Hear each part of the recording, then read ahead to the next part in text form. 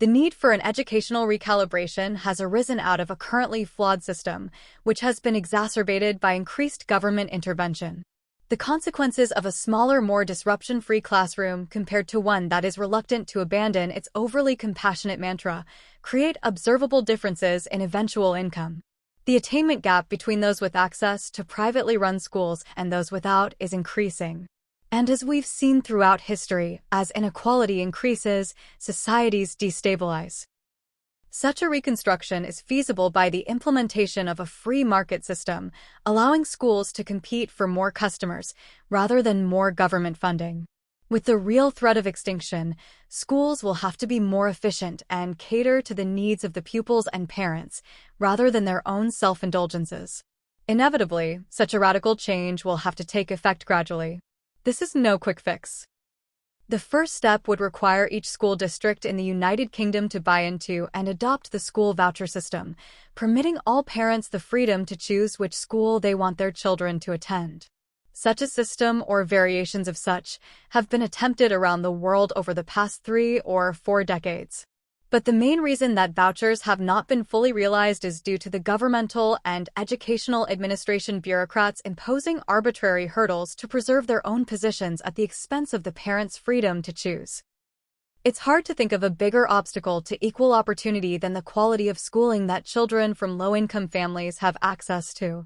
Factors include deprived areas, control being centralized rather than localized, and a reduction in the total number of schools when the population is increasing.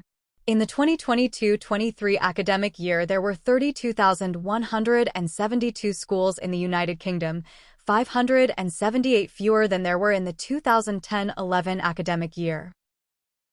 Increasing birth rates are contributing to an unprecedented level of demand for school places. This is particularly intense in London, the South East, and the large cities of Manchester and Birmingham. Schools are increasingly facing overcrowding as the demand for places escalates. Today, as many as 12.5% of primary school pupils and 343,000 secondary school pupils attend classes containing more than 30 children. Alongside centralized power is the increased influence of the teachers' unions. But regardless of which entity has contributed the most, the deteriorating standard of both primary and secondary schools is indisputable. Teacher training courses across the country are warning of a rise in the number of trainees opting for international posts for their first job, according to data from the National Foundation for Educational Research. Reasons include the attraction of higher salaries, more respect in the classroom, and an escape from the meddling and superficial Ofsted, the government department ostensibly maintaining standards in education. This overseas trend will exacerbate the teacher shortage crisis already hitting UK schools. Teacher vacancies in England have nearly doubled since before COVID. Vacancies posted by schools in 2023 were 93% higher than at the same point in 2019. The correlation between more centralized control and declining school standards is evident. The unnecessary influx of administrators and bureaucracy has led to a shift in power from parents and the local community to school districts and, ultimately, government. According to data from the Independent Schools Council's 2023 census, there are 554,316 pupils currently attending independent schools in the UK, representing around 5.9% of all school attendees in the country. This suggests that approximately 94% of our school children attend the alleged public schools. But with the amount of restrictions imposed by unions and arbitrary conditions enforced by fussy administrators, these institutions are more self-indulgent than public. With a growing emphasis on equity, diversity, and inclusion rather than promoting the core subjects of maths, English, and the sciences, the school vision is more for affect than the effects. This inverted priority has, unsurprisingly, led to poor results. According to new international research looking at UK average scores in maths and reading, all gains observed in the previous cycle in 2018 were reversed as the scores dropped by 3% and 2% respectively. The UK's score in science confirmed a decade-long decline in performance, dropping by 1% in 2022 compared to 2018. In Wales, teachers are striking at a high school where a union says there have been more than 50 serious incidents of verbal and physical abuse since September. A maths teacher at a high school in Barry, Vale of Glamorgan, said a decline in pupil behavior left staff with no choice.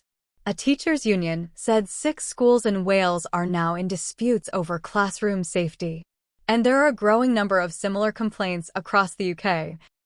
The results show an ever-increasing attainment gap, with evident progress in the more affluent schools, compared to increasing dropout rates in poorly maintained state schools, poor academic performances, and demoralized staff and pupils, all symptoms and causes of in-class violence. A bitter public school cycle. There is a nationwide dropping of the standards, both in terms of academia and behavior. Rather than school administrators superficially imparting their own politically correct beliefs, shouldn't the parents be free to choose what morals and standards their children should or should not be subjected to? Current school conditions serve to highlight the need for change. However, the situation as it is contains hurdles to which a desired school voucher system would also be faced. Teachers' unions are naturally opposed to any institution which limits collective bargaining agreements, CBAs.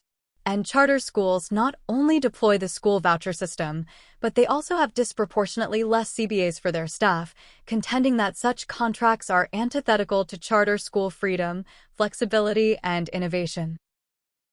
Binding the hands of the unions, charter schools have more autonomy regarding working hours, class sizes, number of staff meetings, and teacher salary. So, charter school proponents lobby for exemption from local council or governmental laws that facilitate union strength in public schools. But the financial and political clout afforded to the teachers' unions means they will have a say in the success of charter schools. And we've already seen what unions are prepared to do to stop such schools from succeeding. In the U.S., the teachers' unions have threatened to withhold their votes and substantial funding for the Democrat Party should it pursue a school system with far fewer CBAs, regardless of its academic success, compared to public schools. As it stands, the main problem with our school system is that it creates division.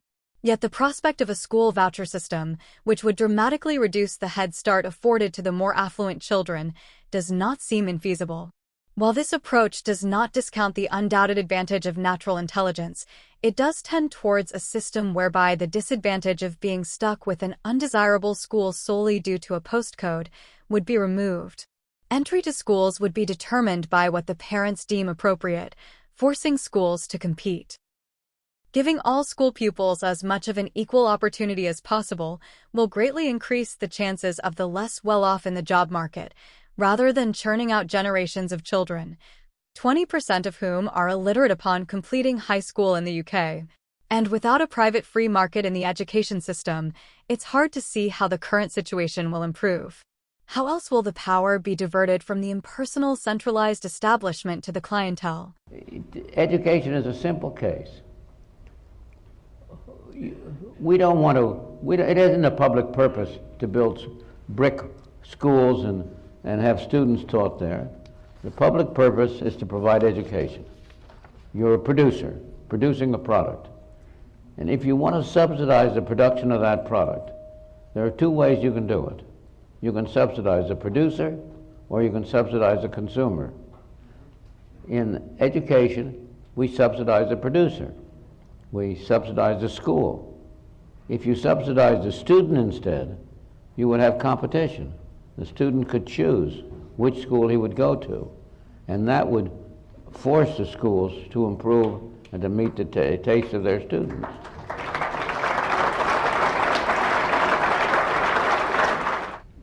Here is a situation in which we have an educational system in which something like 30% of the youngsters who start high school never finish, never get it. They are condemned to low-income jobs. They are condemned to a situation in which they are going to be at the bottom. And that leads to a divisive society. It leads to a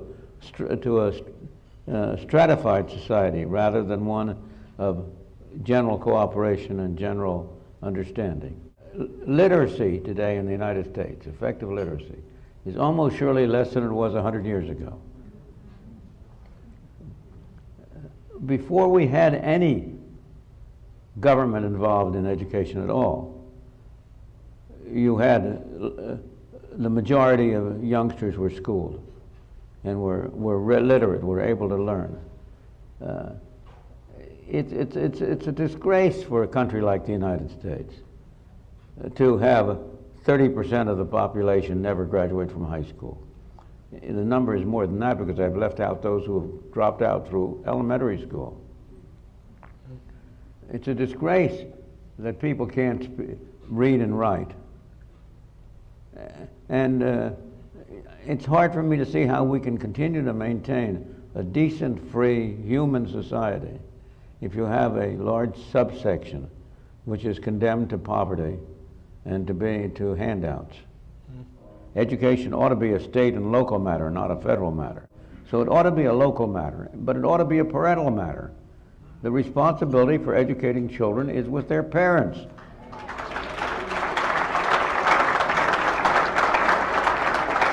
And in order to make it a parental matter, you have to have a situation in which the parents are free to choose the schools their children go to.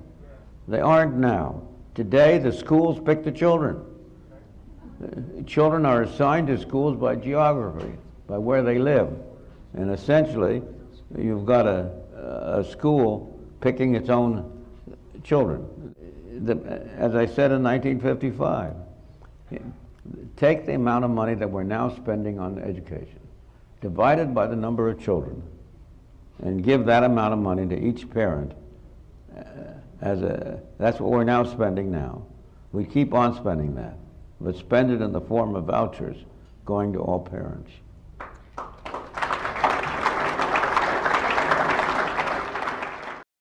While we can't say for sure the exact direction a school system exposed to a genuine market system would take, we have seen the impact that a free enterprise has had on other industries. In Darwinian terms, the system that is willing to adapt to the demands of the customer via innovation and competition trumps the one that is immutable and resistant to change. The monopoly of the Postal Service has been undermined, first by the fax machine and now emails. Similarly, car prices would be significantly higher had there not been competition from Japan and Germany in particular. The mindset of the producer is automatically altered when there is a real threat of extinction. Necessity is the mother of invention. The 6% of school children attending private schools do so at a high financial cost. While these private schools can offer fewer disruptions and smaller classes than public schools, the small fraction of pupils attending means the net benefit to society is negligible. For a more far-reaching impact, the current education system needs a private market shakeup. The means of achieving that are where the problems arise. The transition from central control to the free market may seem daunting to some. But with the education system and the accompanying results in the state it is, the need for an overhaul is urgent. Vouchers can promote rapid privatization only if their impact on publicly funded but privately run schools constitutes a real incentive for entrepreneurs to enter the industry. That requires first that the voucher be universal, available to all who are now entitled to send their children to government schools, and second that the voucher be large enough to contribute to the costs of a private profit-making school offering a high-quality education.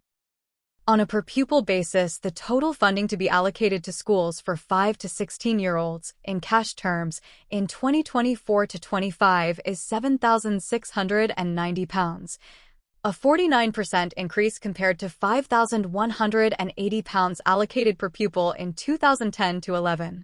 The fees at private primary school level are £5,108 a term on average, or £15,324 a year, according to the latest census from the Independent Schools Council.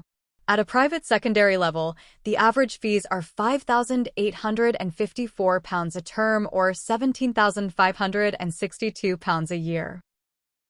The key reform would involve giving parents the equivalent government funding per pupil in the form of a voucher for £7,690 to pay for schooling their child and for no other purpose. This would not relieve them of the burden of taxes. It would simply give parents a choice of the form in which they take the schooling that the city or school district has obligated itself to provide. If this is accomplished, then there will be an increased number of families both willing and financially able to subsidize the now more feasible fee-paying independent school offering a higher quality of education. Economically, families would now pay roughly half the current rate for a better education. To widen still further the range of choice, parents would be permitted to use the vouchers not only in independent private schools, but also in other public schools out with their jurisdiction, thus not restricting their choice to local schools. Vouchers would permit enrollment in any school anywhere that is willing to accept the pupil. Public schools would have to compete both with one another and with private schools and, ultimately, be allowed to fail. For this image to be realized, it is essential that no conditions be attached to the acceptance of vouchers that interfere with the freedom of private enterprises to experiment, to explore, and to innovate. If this image is realized, everybody, except a small group of vested interests, will win. Parents, pupils, dedicated teachers, as well as taxpayers, for whom the cost of the educational system will decline if private investors cover the extra costs currently subsidized by government. And especially the residents of central cities, who will have a real alternative to the wretched schools so many of their children are now forced to attend. The business community has a major interest in expanding the pool of well-schooled potential employees, which would be promoted by the right kind of voucher system. Finally, as in every other area exposed to the free market, the privatization of schooling would produce a new highly active and profitable private industry that would provide a real opportunity for many talented people who are currently deterred from entering the teaching profession by the dreadful state of our schools. This is not a government issue. Schooling is and should remain primarily a local responsibility.